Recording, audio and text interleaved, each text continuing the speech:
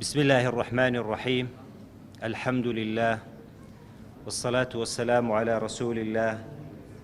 وعلى آله وصحبه أجمعين. ئەو بابەتی کە من ئامادەم کردیا هەڵوێستەکە لە ژیانی پێغەمبەری عەلەیهی سەڵاتو وەسەلام. طبعاً ئەگە بە تەفسیلی باسی ژیانی پێغەمبەری بکەین عەلەیهی سەڵاتو وەسەلام زۆر درێژەکە. یەک لەو کتابانە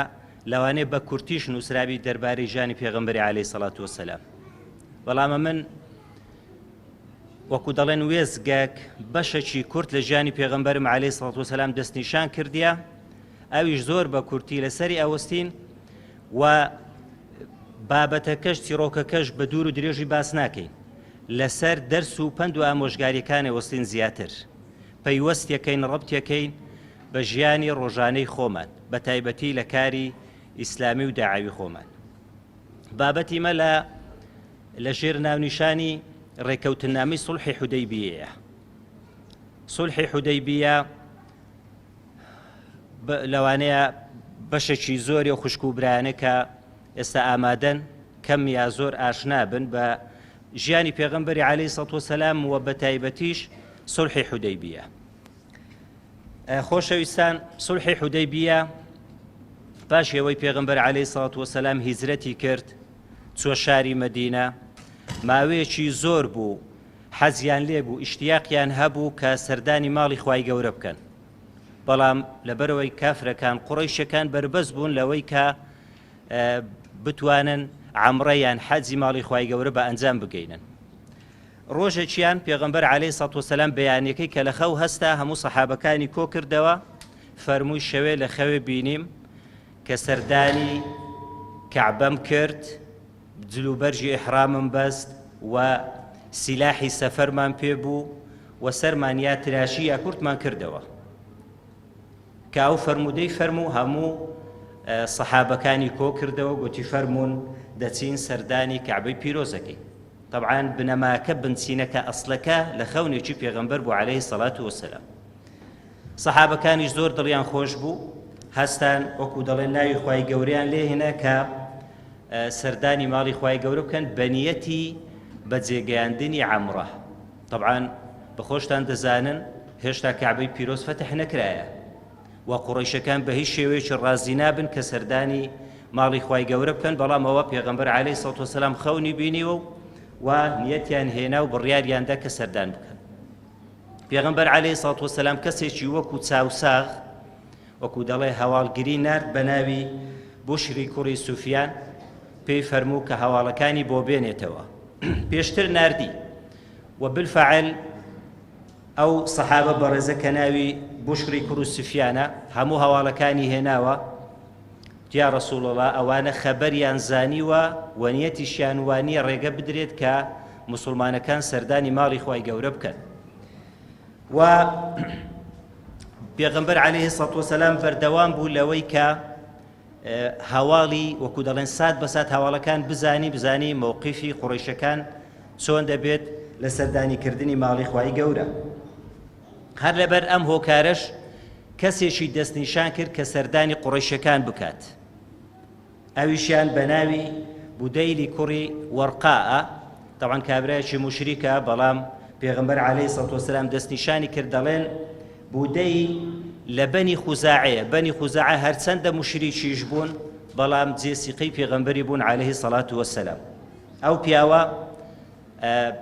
بووە بەدیل وتی کاکەوە محەممەد سەردانی ماڵی خوای گەورە ئەکە، هیچ نیەتێکی شەڕی نییە. طبعاً پێغەمبەر پێی فەرموو عەلەیهی سەڵاتو وەسەلام کە ئەوان نیەتی شەڕیان نییە، تەنها مەبەستیانە عەمرە ئەنجام بدەن، بەڵام ئەوان بە هەموو شێوەیەکی ڕەفزیان کرد، تیان بە هیچ شێوەیەکی ڕێگە نادەین محەممەد و هاوڵەکانی بێن سەردانی ماڵی خوای گەورە بکەن. و پێغەمبەر عەلەیهی سەڵاتو وەسەلام هەنگاو بە هەنگاو دەچووە پێش، هەتا وەکو شوێنێک گەیشتە شوێنیش پێگوتری عەسەفان.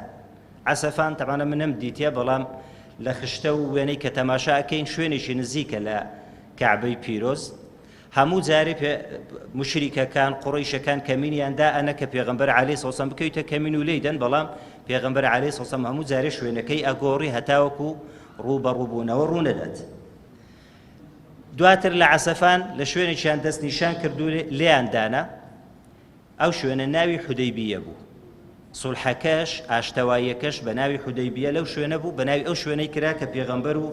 هاوڵەکان لێیان دانا دواتر پێغەمبەر عەلەیهی سەڵات وەسەلام لەگە قوڕەیشەکان دەستی کرد بە مفاوەزە طبعاً ئەوە بابەتی دوور و درێژەوێ بەڵام بڕیارماندا کە بابەتەکە چیرۆکەکە سەرد بکەین بە سەریعی هەتاکو کاتەکەمان لەدەست نەچیت قوڕەیشیەکان سێ کەسیان دەست نیشان کرد کە بێن مفاوەزات لەگەڵ پێغەمبەر بکەن عەلەیهی سەڵات وەسەلام یەکەم لەوانە موکریزی کوڕی حەفز بوو دووەمینیان حولەیسی کوڕی عەلقەمە بوو سێمینیان عوڕوەی کوڕی مەسعودی سەقەفی بوو یەکەم کەس کە لەوانیان نرد بە ناوی موکریز بوو هەر پێغەمبەر عەلەیهی سەڵات وەسەلام ئەو پیاوەی دیت بێت قسەیان لەگەڵ بکە یەکسەر پێی فەرموو بە سەحابەکانی فەرموو هذا رجل غدار گوتی ئەو پیاوێکی زۆر خراپە بە کەلک نایەت دواتر پێغەمبەر عەلەیهی سەڵات وەسەلام دووبارە ئەو نیەتەی کە هەبوو لە سەردانیکردنی ماڵی خوای گەورە بە مکریزی ڕاگەیان تیکاکە مەمە بەسمە شەڕکردن نییە تەنها مەبەسمان ئەوێ بین سەردانی ماڵی خوای گەورە بکەین ئەوە دەشبینن کە ئیحرامان بەستووە و تەنها چەکی سەفەریشمان پێیە چەکی شەڕکردنمان پێ نییە ئەو کابرایە گەڕاوە بەڵام ئەو پێی گوتن بە پێغەمبەر عەلەیهی سەڵات وەسەلامی پێی گوت بە هیچ شێوەیەکی ڕێگە نادەین ئەوان واتە قوڕەیشەکان بە ماڵ و منداڵ و وەکو دەڵێن جل و بەرجی پەڵەنجیان لەبەر کردێ کە بە هیچ شێوەیەکی ڕێنادەن محەممەد و هاوڵەکان سەردانی ماڵی خوای گەورە بکەن کەسی دووەمیان ناوی حولەیز بوو حولەیز دووبارە هات پێغەمبەر عەلەیهی سەڵات دوور بە دوور کە حولەیسی دیت وتی کاکە ئەو کابرایە زۆر حەزی لێیە شەعائیرەکانی دینی خوای گەورە ببینیت زوو بڕۆن ئیحرامێک پێشاندن حەیوانەکان سەر ببڕن هەتا سەرنجی ڕابچێشن هەر دوور بە دوور کە دیتی بەو شێوەیە حولەیز نەهاتەکن پێغەمبەری عەلەیهی سەڵات وەسەلام یەکسەر گەڕاوە بە قوڕەیشەکانی گوت وەڵڵاهی ئەو پیاوەنیەتێکی زۆر باشی هەیە پێم خۆشە ڕێگەی بدەن بێت سەردانی کعبەی پیرۆز بکە گوتیانە تو ئاعرابیەشی دەشتێکی نەزانی ئەوە بەگوێمان نەکردی ئەو جارەیان کۆتا کەس کە ناردیان ناوی عوڕوەی کوڕی مەسعود بوو عوڕە دووبارە هات سەردانی پێغەمبەری کرد عەلەیهی سەڵات وەسەلام دووبارە پێغەمبەر پێی فەرموو کە نیەتی وان شەڕکردن نییە و قسەی کرد هەتاکو قەنەعەت بە پێغەمبەر بکات سەحب کات و بگەڕێتەوە شاری مەدینەی تیکاکە ئەو هەموو خەڵکەی دەوروبەرت ئەبینی بەخوای شەڕ ڕوو بدە بەجێت دەڵێن بە تێنە ئەمینیەوە ئەبوو بەکریش کاتی ڕووبەڕووبوونەوە ئیسپاتیەکەین کە پێغەمبەری بەجێ دێڵێن یاخود نە دوایە دەڵێن هەر عوڕوا لە کاتی قسەکردن ڕشی پێغەمبەری گەمە پێکرد دەڵێن ئەو عادەت بووە لەناو عەرەبان ئەگەر بیانویست بە قەنەعەت بە کەسێکی بکەن قسەی خۆشی لەگەڵ بکەن لە کاتی قسەکردنی گەمەشیان بە ڕێشیان کرد ئەڵێ موغیرەی کوڕی شوعبە بە عوڕوەی گوت ئەگەر دەستەکەت نەچێشیەوە دەستەکەت لەوێ بەجێمن یعنی دەستت ئەپەڕینم طبعا ئەوانە هەموو ڕووداوی زۆر دوور و درێژن بەڵامە بە سەریعی تێپەڕێنی ئەوانە هەمووی چوون خەریک بوو قەنەعەت بە قوڕەیشەکانە کرا کە بالفعل نیەتیان نیەتی سوڵح و ئاشتەوایی بیت لەو لای کۆمەڵە گەنجێک لۆی ئاشتەوایی ڕوونەدا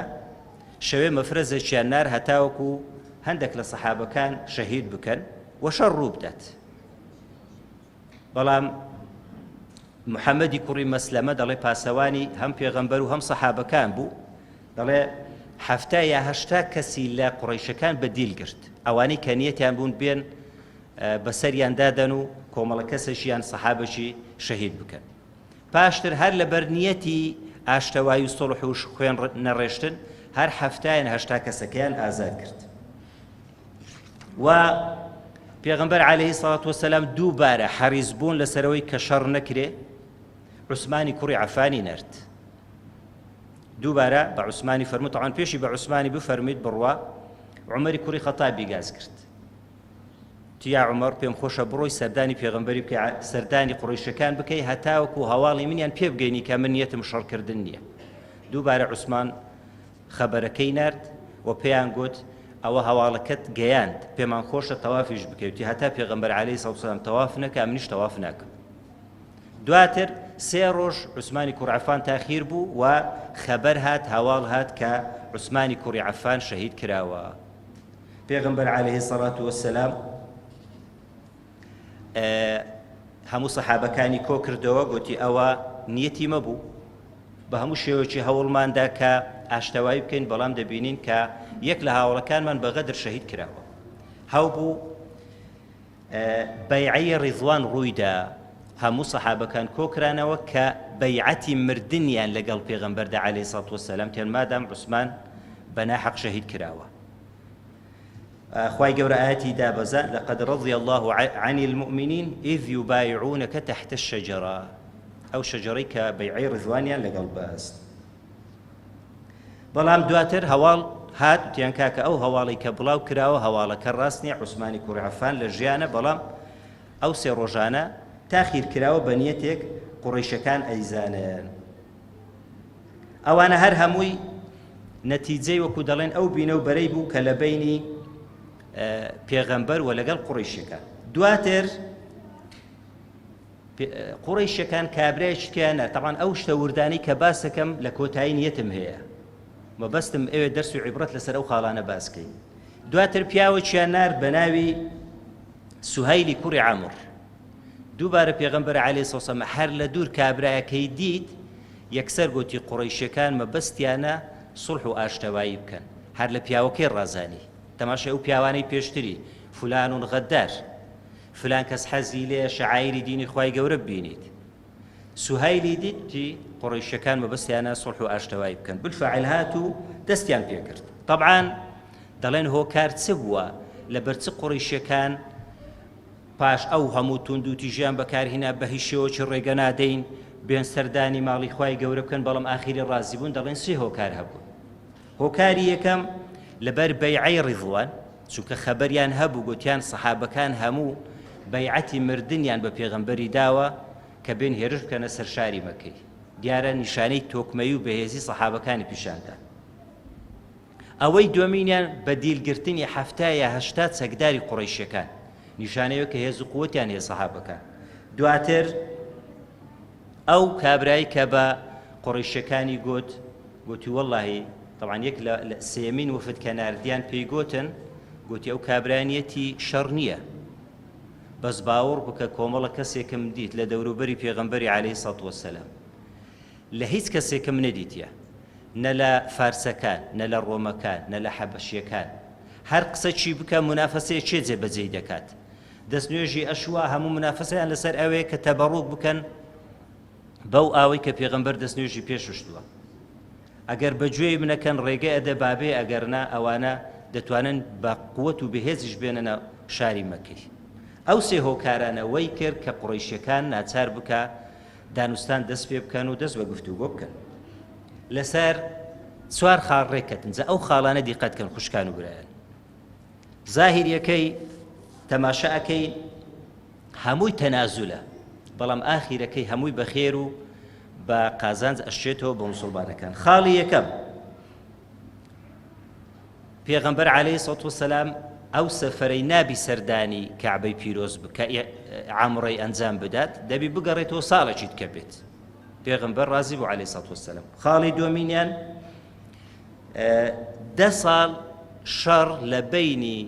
قوڕیشەکان و موسڵمانەکان ڕوو نەدات. یعنی ئاشتەوای ئەو سوڵحەی کە مۆڵێکن. خاڵی دوم ئەوەیە هەتا 10 ساڵی کە شەڕ ڕوو نەدات.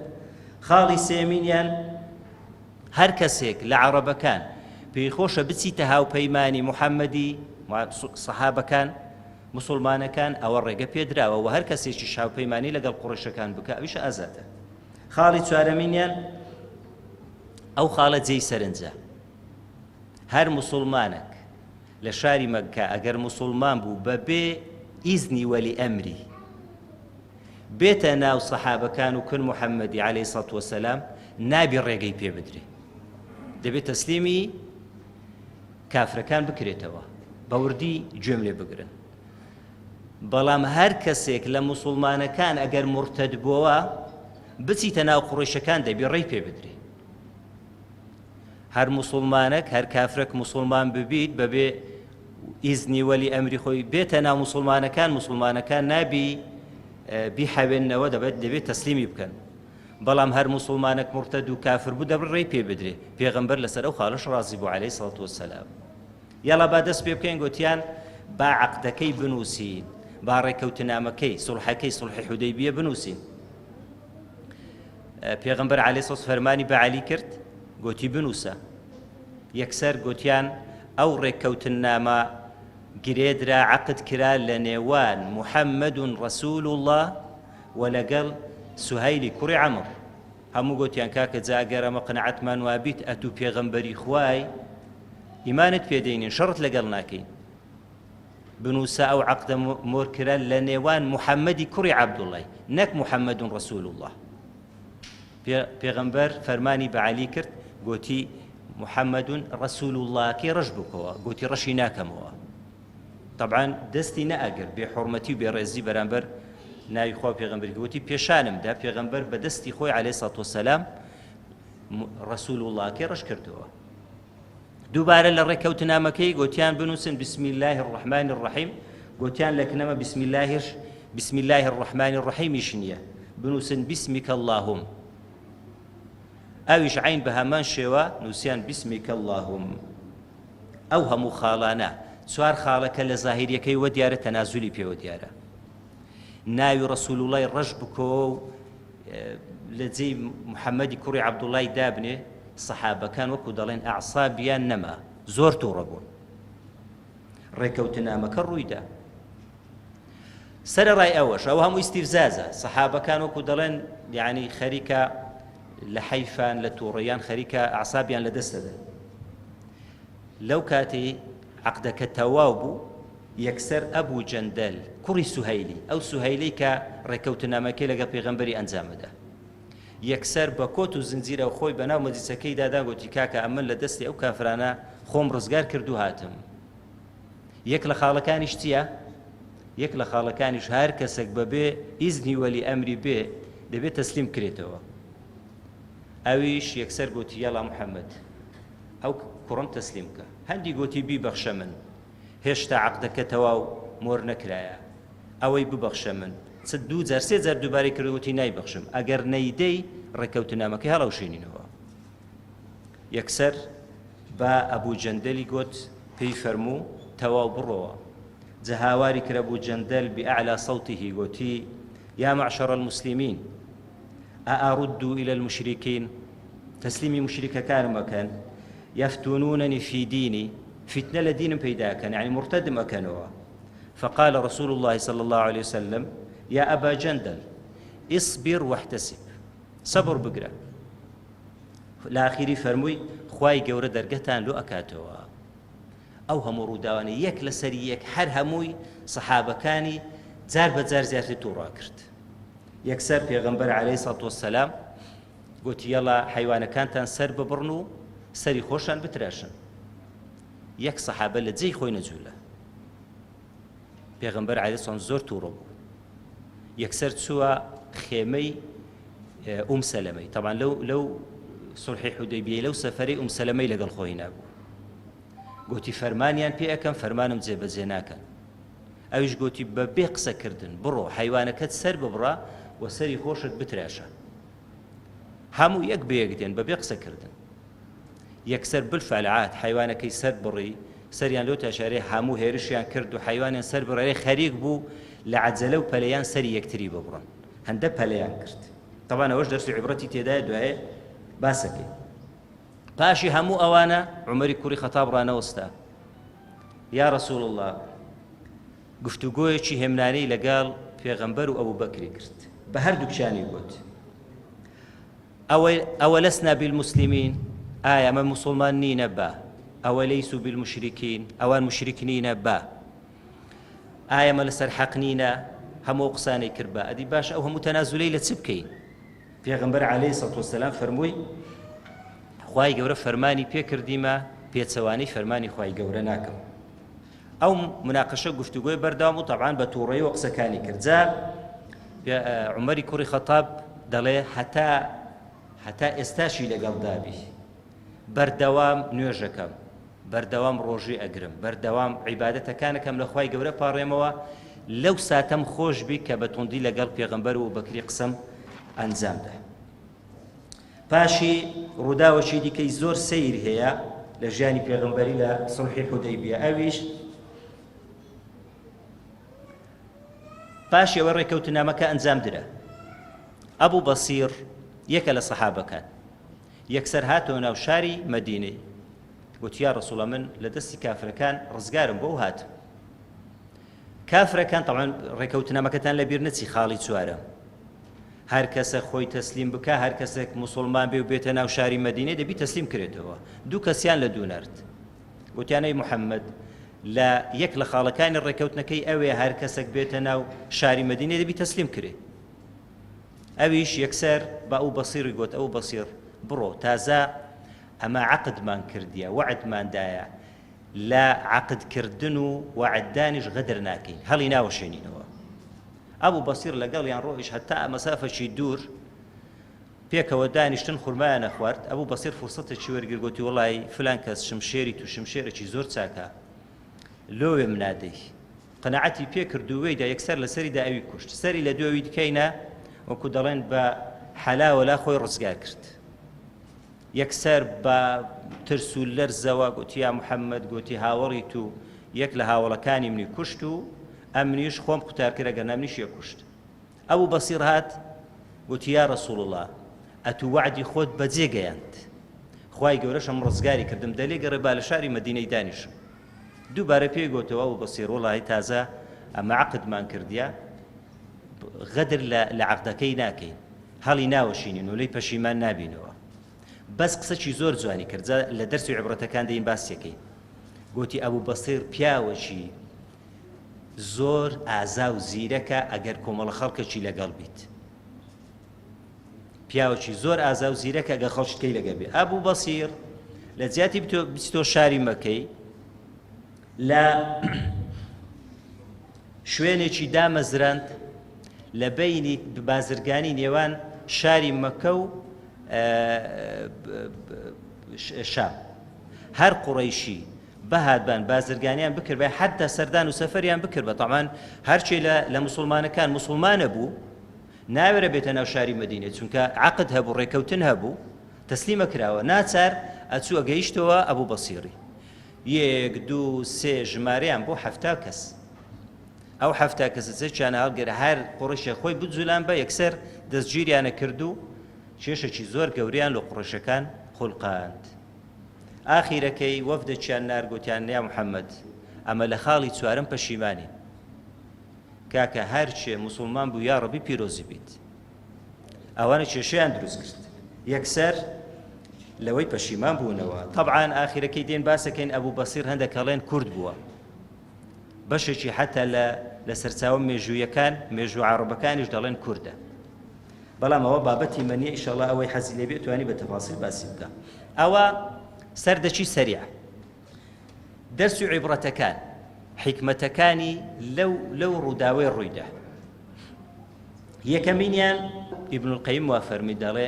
ئەو ڕێککەوتنە ئەو ئاشتەوایە سڵحی حودەیبیە دەرگایەک بوو بۆ فەتحکردنی شاری مەکە. طبعاً فەتحی مەکە یعنی دەرگایەک بوو لە دروستکردنی دەوڵەتی ئیسلامی، هەندە گەورە و گرنگ بوو. دکتۆر بوتیش بە هەمان شێوە خوا ڕەحمی پێ بکە، خوالەی خۆشبی یا ڕەبی دەرەجەی عالی کاتدا ئەوش عین بە هەمان شێوە وەکو ئیبن القەیمی دەڵێ مقدمەی فەتحی مەکەی بوو. بەڵگەی دووەم یا حیکمەتی دووەم لە ڕێکەوتنامەی حودەیبیە دەڵێ بەڵگەیە لەسەر پێغەمبەرایەتی محەممەد عەلەیهی سەڵات وەسەلام. سەحابەکان چەند تووڕە بوون، خاڵ بە خاڵ، هەر چار خاڵی ڕێکەوتنەکەیان بەدڵ نەبوو. دوایێ ڕەسوڵ وڵای ڕەشکەوە محەممەد کوڕی عەبدوڵای لە جێدانێ، بسم الله الرحمن الرحیم بکە بسمیکە اللهم. ئەبوو جەندەل بەو هەموو طبعاً لە پێش سەحابەکانیشی زۆر لێدا تەسلیمیشیان کرد، ئەوانە هەموو تووڕیان کرد، بەڵام دەڵێ ئەوە بەڵگەیە لەسەر پێغەمبەرایەتی محەممەد. پێغەمبەر عەلەیهی سەلام قەت لەو بڕیارەی کەدای هەندەش پاشگەز نەبووە، لەبەرەوەی وحی لۆ دێت کە خوای گەورە فەرمانی پێەکە هەر شتێکیش بە وحی بوو هیچ پەشیمانبوونەوە و زەرەریشی تێدا نییە کەواتەوە بەڵگەیە لەسەر پێغەمبەرایەتی محەممەد صلی الله عليه وسلم. خاڵەکی دیکە پێم خۆشە زۆر دیقەتی کەن ئەویشیان دەڵێن ئەو فەتحە یان ئەو سوڵحە بۆ سوڵح و فەتحی پسلمی ئاشتەوایی بەبێ ئەوەی خوێن بڕژێ بەبێ ئەوەی شەڕ ڕووبدا. خوشک و برانی بەڕێز ئاگادار بن دینی ئیسلام بەردەوام لەگەڵ ئەوەیە حتا بکرێ قسەی ڕقیش بە کەسەکی نەڵێ یەک شەقەشی لێ نەدەی خوێنی کەسێکی نەڕێژی حتا بکرێ لەبەر چیە چونکە تو خوا نەخواستە کەسێک وەکو دەڵێن سەنگەر لە ئیسلامیش بگریت خوا نەخواستە بەدەستی تو شتێکی بەسەر هات کوژرا ئەتوو بوویە هۆکار دەینێریە جەهەنەمێ ئەمەش دینی ڕەحمەتین وما ئەرسەلناکە ئیلا ڕەحمەتەن للعالەمین. پێغەمبەر عەلەیهی سەڵات وەسەلام ئەو هەموو بە زاهیرەکەیوە دیار بوو کە تەنازولی کرد بەڵام ئاخیرەکەی هەمووی فەتحەکی کرد فەتحەکە هەموو ئاشتەوایی سوڵح بوو بە هەزارەها کەس موسڵمان بوون بەبێ ئەوەی یەک قەترە خوێنیش بڕژێت.